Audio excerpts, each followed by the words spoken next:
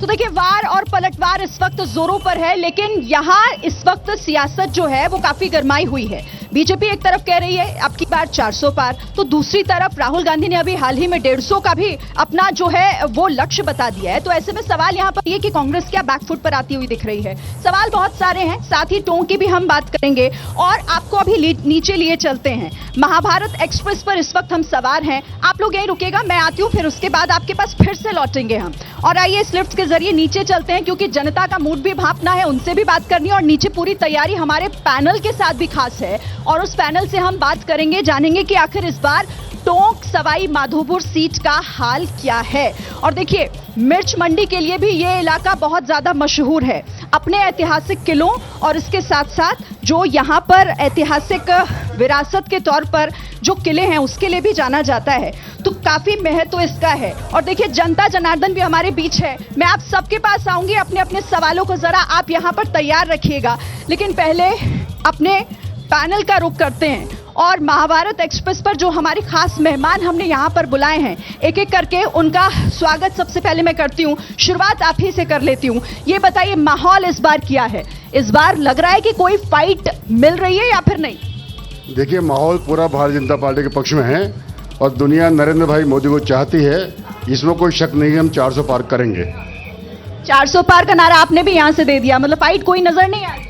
यहाँ कोई फाइट नहीं है, क्योंकि जो सामने कैंडिडेट है टोंक लोकसभा क्षेत्र का, वो ऑलरेडी एमएलए है। और वहाँ जो लोकल अगर देवली गुंडिया में बात करेंगे तो उनके जनप्रतिनिधि से बात कर लें कि जनप्रतिनिधि उनके ही क्या कहते हैं उनके बारे में। आखिर वहाँ के कांग्रेस के चेयरमैन है, उन्होंने अपनी पार्टी छोड़ के भारतीय जनता पार्टी ज्वाइन क्यों की, ये एक मेन मुद्दा है वहाँ पर देवली के अंदर। चलिए ठीक है, आगे बढ़ते हैं और अगले मेहमान से बात करते हैं। मुझे ये बताइए कि टोंक सवाई माधोपुर में आप लोग भी जनता के बीच जा रहे होंगे, क्या लग रहा है कि फाइट टफ है या फिर मुकाबला कैसा है? नहीं, फाइट टफ है, लेकिन यहाँ पर अगर कांग्रेस का कैडर थोड़ा मजबूत होता तो हरीश जी मीणा को जरूर फायदा मिलता। लेकिन फिलहाल पिछले 10 साल का जो एंटी इनकम्बेंसी है, जो भाजपा का जो जातिगत एक समीकरण बन चुका है, हिंदू मुसलमान की राजनीति जो कर चुकी है, इस टाइम सभी लोग एक ही चीज चाहते हैं कि इस देश के अंदर संविधान को बचाया जाए, इस देश को बचाया जाए। तो भाजपा विरोधी जितनी भी पार्टियां हैं उसको यहाँ पर लोग समर्थन कर रहे हैं। मतलब आप कह रहे हैं कि समर्थन मिल रहा है? बिल्कुल बिल्कुल, यहाँ पे भाजपा विरोधी पार्टी को समर्थन मिल रहा है। भाजपा विरोधी पार्टी को समर्थन मिल रहा है, तो मतलब क्या कांग्रेस के लिए ये प्लस पॉइंट है या फिर किसी और के लिए? सबसे बड़ी बात, अभी मैं चैनल को धन्यवाद ज्ञापित करता हूँ और दूसरी बात कहता हूँ, 400 पार की बात कर रहे हैं। मैं कहता हूँ लोकतंत्र में 400 पार क्यों, जबकि 172 पे सरकार बनती है। 400 पार इसलिए इनके मंत्री ये बोल रहे हैं कि हम 400 पार हमें इसलिए चाहिए कि हमें संविधान बदलना है, संविधान से छेड़छाड़ करनी है। संविधान, बाबा साहब भीमराव अम्बेडकर को मैं नमन करता हूं, यहाँ उनकी प्रतिमा यहाँ लगी हुई है।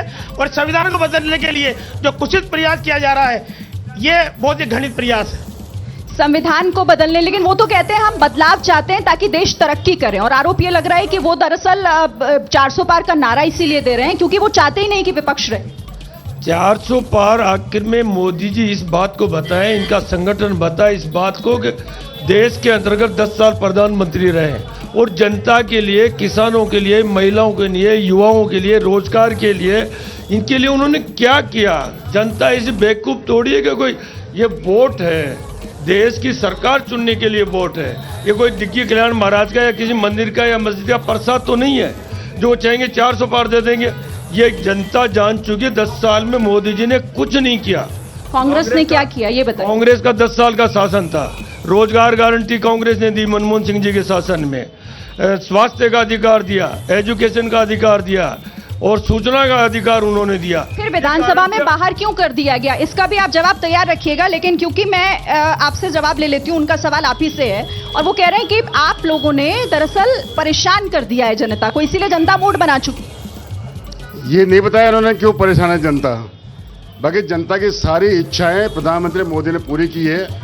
हर घर में जहां टॉयलेट नहीं थे वो दिया है, जहां कच्चा मकान नहीं था वो पक्का मकान दिया है, जहां पानी की व्यवस्था नहीं वहां पानी दिया है उन्होंने, जहां बिना मतलब प्रॉपर्टी मॉर्गेज किए किसी को पैसा नहीं मिलता था, आज हालत यह है बिना प्रॉपर्टी मॉर्गेज किए प्रधानमंत्री अपनी गारंटी पे छोटे छोटे व्यक्ति से बड़े व्यक्तित्व को यहाँ तक कि 10 लाख रुपए तक के लोन बिना प्रॉपर्टी के उनको दिए हैं। इसलिए ये नहीं कह सकते कि वो जो है किस प्रकार नहीं हुआ है। और ये अभी हरि भाई ये बता रहे थे हमारे मेरे साथी कि भारतीय जनता पार्टी सांप्रदायिक पार्टी है। मैं आपसे पूछना चाहता हूँ यदि उन्होंने एक देश में एक निशान एक विधान का प्रावधान किया है तो क्या भारतीय जनता पार्टी सांप्रदायिक पार्टी हो गई? क्या पार्टी ने सिविल समान नागरिक संहिता लागू करने की बात करती है तो क्या पार्टी संविधानिक पार्टी है? एक और साथी आपके आ गए हैं, मैं उनसे भी बात कर लेती हूँ क्योंकि 400 पार का नारा आप लोग दे रहे हैं, राजस्थान क्या भूमिका निभाएगा? 400 पार का नारा आप लोगों की तरफ से दिया जा रहा है, राजस्थान की भूमिका क्या रहेगी? भारत की जनता 400 पार का नारा दे रही है, भारत की जनता दे रही है, जनता दे रही है, लेकिन हर मन से आप इसका जिक्र भारत की जनता दे रही है और भारतीय जनता 405 पार ही देखना चाहती है। मोदी जी को जिसको पूरा विश्व मान रहा है उसको हमारी कांग्रेस मानने को तैयार नहीं है। हमारी राष्ट्रीय कांग्रेस जो इसको मानने को तैयार नहीं है, जिसको पूरा विश्व मान रहा है, विश्व में जो कह रहे हैं कि मोदी जी से बढ़िया हाथ मिलाने को लोग तैयार हो रहे हैं, टाइम वो दे रहे हैं, इसके बावजूद कांग्रेस मानने को तैयार नहीं है। कांग्रेस केवल परिवारवाद पे 17 साल में गुजार दिए। 2014 का भारत देखिए, उसके बाद का देखिए और उसके पहले का देख लिया, आप खुद ही कंपेयर कर लें इस बार।